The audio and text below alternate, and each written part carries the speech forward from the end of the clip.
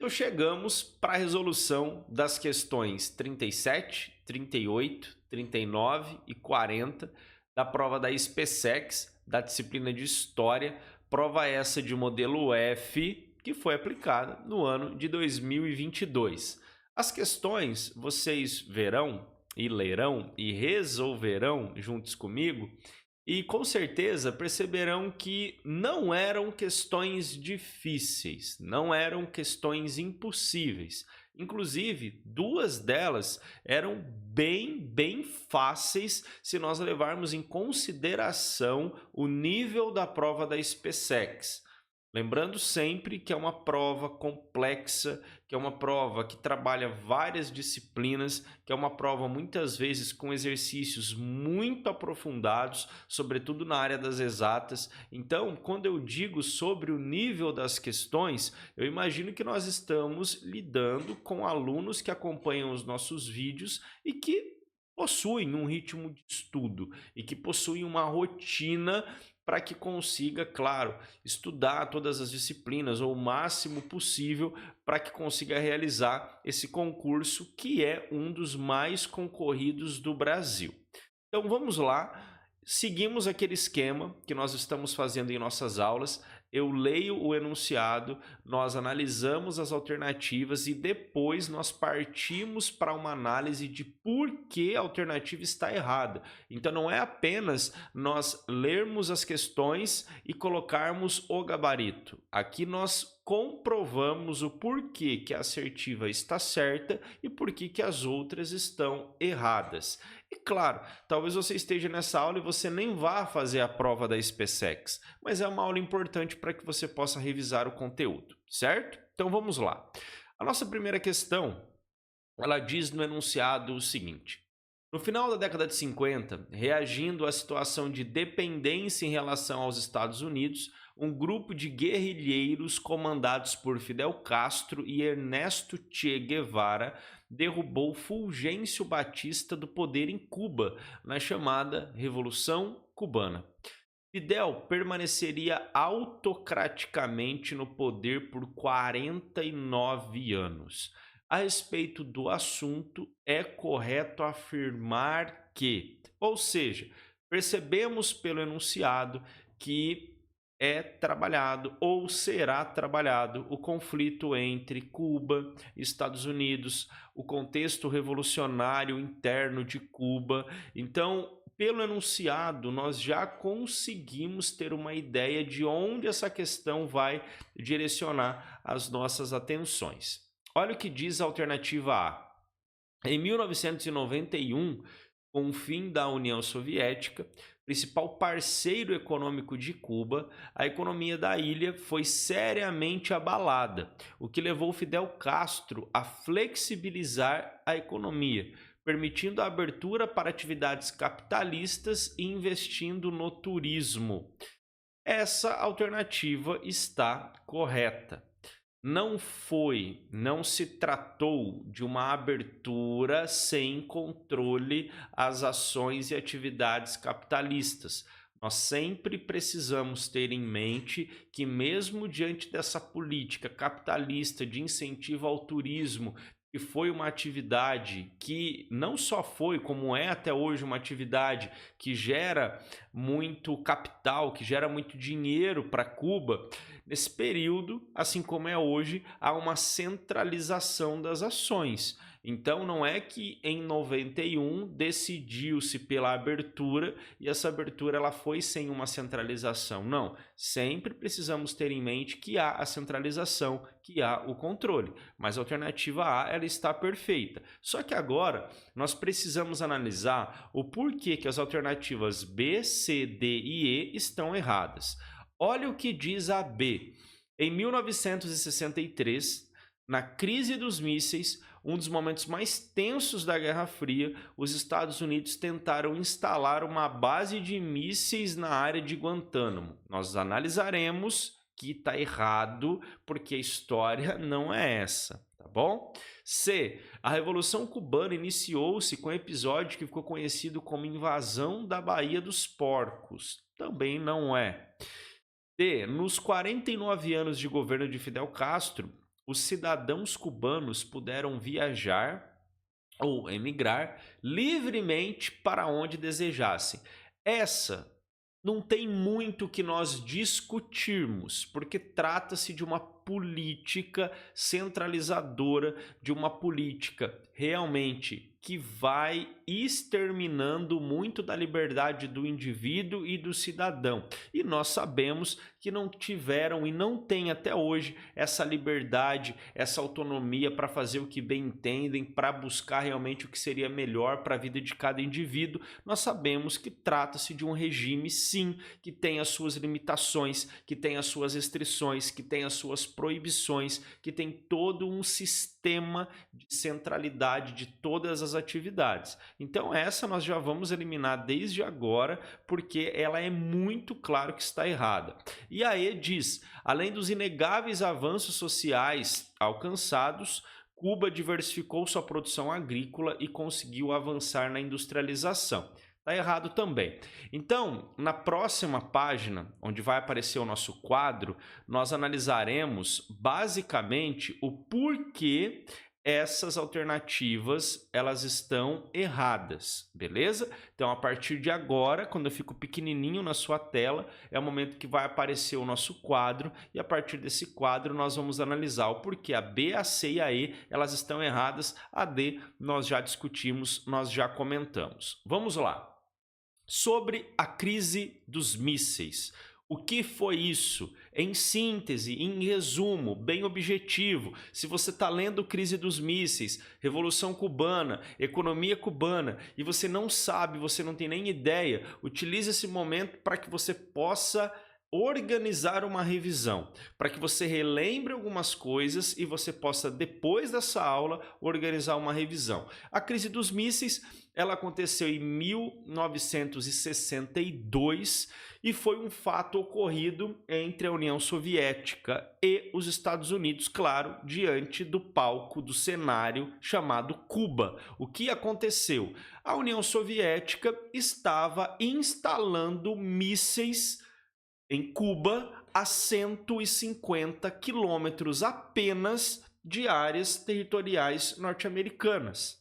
Isso no contexto da Guerra Fria, vocês devem imaginar e vocês estudam o cenário de tensão e de caos que gerou, não só entre Cuba, União Soviética e Estados Unidos, mas no mundo todo, com a ameaça de uma guerra nuclear. Porque vocês devem imaginar que a partir do momento que os Estados Unidos conseguem detectar que está acontecendo a instalação desses mísseis nucleares, dessas bases de lançamento de mísseis nucleares a apenas 150 quilômetros do seu território, vocês devem imaginar naquele cenário recém-saído da Segunda Guerra Mundial e naquele contexto da Guerra Fria, o que poderia acontecer se realmente esse caos todo gerado pudesse levar a um conflito. Então, foi uma tensão muito grande, um dos momentos mais tensos e tenebrosos de ameaça de talvez, quem sabe, uma terceira guerra mundial.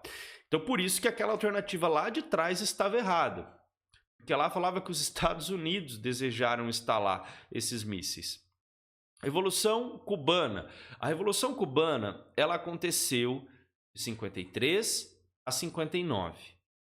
E claro, durante esse processo da Revolução Cubana, uma série de episódios e fatos aconteceram, certo?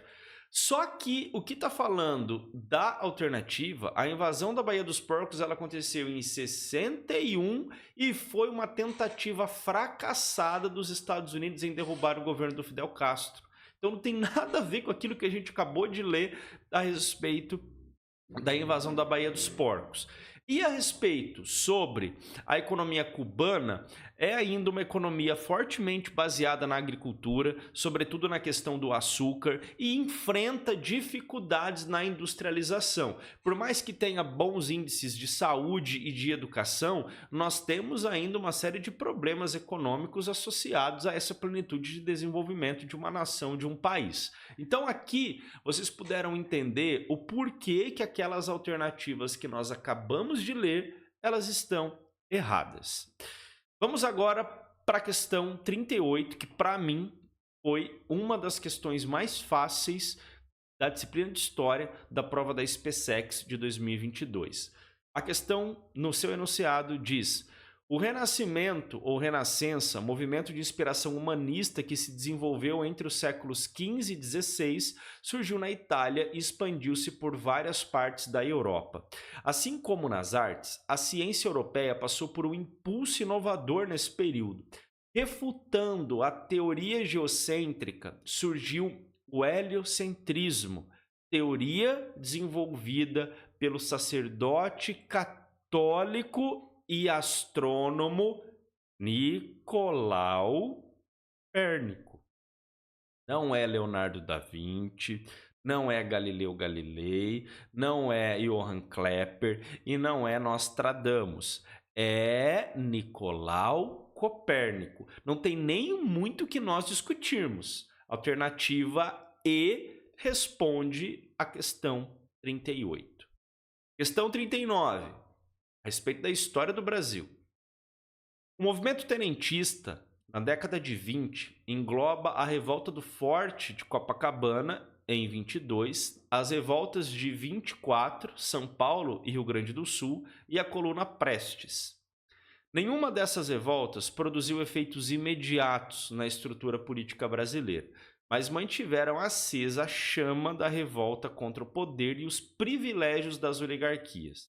Associado a outras questões econômicas e políticas nos anos que se seguiram, esse movimento levou à República do Café com Leite? Não.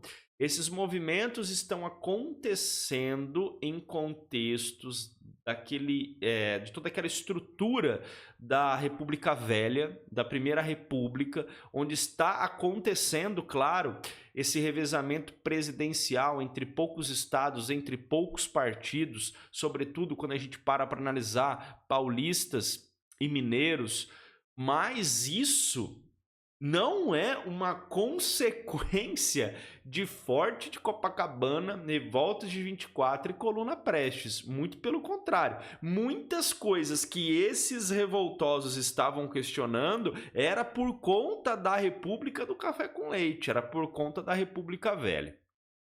B. Revolução Constitucionalista de 37? Não, a Revolução Constitucionalista foi em 32, não em 37. Completamente errado. Em 37 nós tivemos a instauração do Estado Novo. C. Revolução de 30 e fim da República Velha. Exatamente. Essas revoltas, esse movimento da Coluna Prestes, somados a outras questões políticas, econômicas e sociais, abalaram as estruturas da República Velha e propiciaram a força da oposição a essa estrutura para que acontecesse a Revolução de 30 e Getúlio Vargas chegasse ao poder. Então, na questão 39, a alternativa C é que responde corretamente. D. Participação do Brasil na Segunda Guerra Mundial? Com certeza não.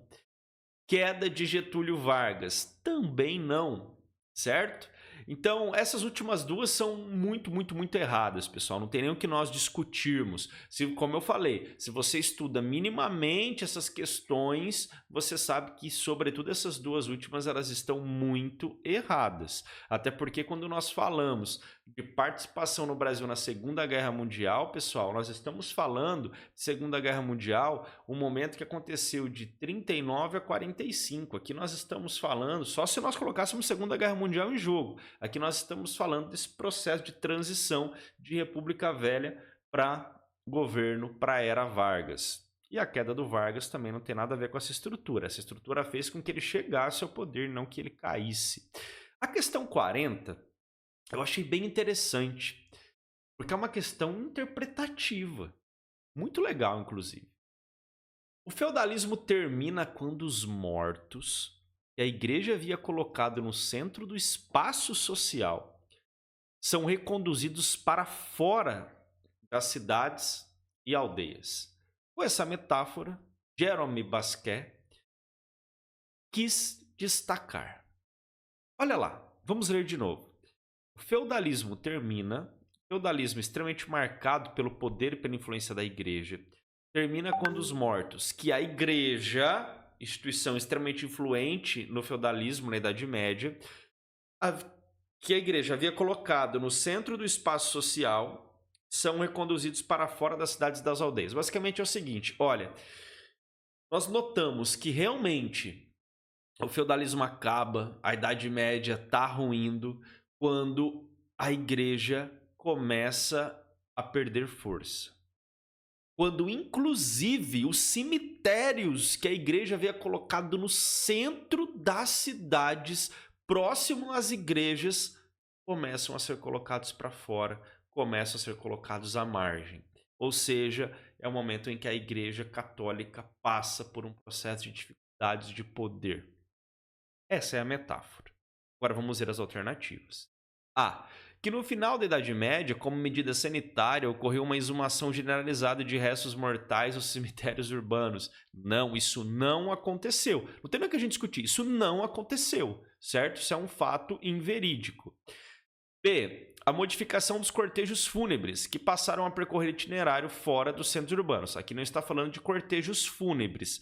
Aqui nós estamos falando, acabamos de analisar a metáfora sobre os cemitérios, onde eles estão enterrados, não sobre os cortejos, sobre o fato, sobre o rito. A proibição da construção de cemitério em áreas urbanas não está falando sobre isso, sobre proibição. Está falando de transferência e não de proibição. Da proibição de sepultamento de suicidas em solo santo também não. Também não. A C e a D elas estão muito parecidas no erro. E sobrou a E.